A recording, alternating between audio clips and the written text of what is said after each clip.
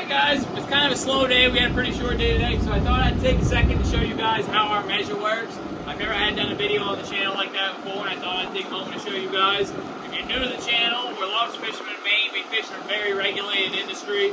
Our minimum size of our measure is 3 1/4 inch, so this means from the back of the lobster shell, from the eye socket to the back of the lobster shell, it has to be a minimum of 3 1/4 inch. So you can see that this measure drops off the back of this lobster shell, meaning that this lobster is under the legal size that we're allowed to keep. So we take those ones and throw them back. This one, you can see it's still up on the back of the shell. This is a good lobster, but if you look at the swimmerettes on the thin swimmerettes on the bottom of this lobster, it's a female, so this means we also have to check in for eggs.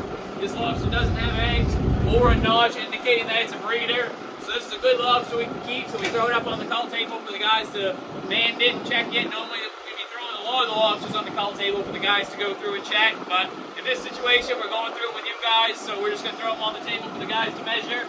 This lobster, very under the measure, we're going to throw him back. We also have what's called on the measure a select measure. If the lobster is between 4 inches and the maximum size we're allowed to keep 5 inches, that lobster is considered a select. You can see the 4 inch mark on this measure goes up onto the back of that lobster shell, meaning this lobster is a select lobster. Normally a lot of them are males. You can see the bigger swimmerettes on this one. Normally a lot of the males fall into the select category. They're just a little more meat, so just a little more premium grade lobster. We usually get about $1 more a pound for those. We're going to throw him up there for the guys to measure. Guys, this one barely fit the trap. This is very clearly an oversized, but this shows you guys kind of what an oversized is. You can see this measure comes right over the lobster's back.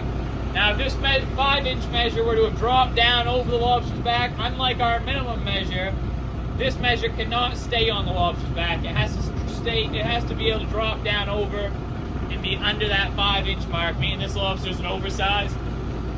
The Maine lobster fishery doesn't have a limit for oversized lobsters. Massachusetts, New Hampshire, some places you're allowed to keep them. Canada, they're allowed to keep them. So this lobster does happen to crawl up there. It might get caught by those guys, but this lobster is safe as long as it stays in Maine.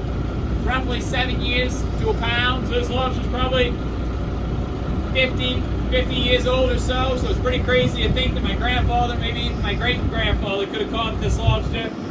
We're going to send him back. Hopefully he stays in Maine. You guys make sure to like and subscribe. We'll see you on the next video.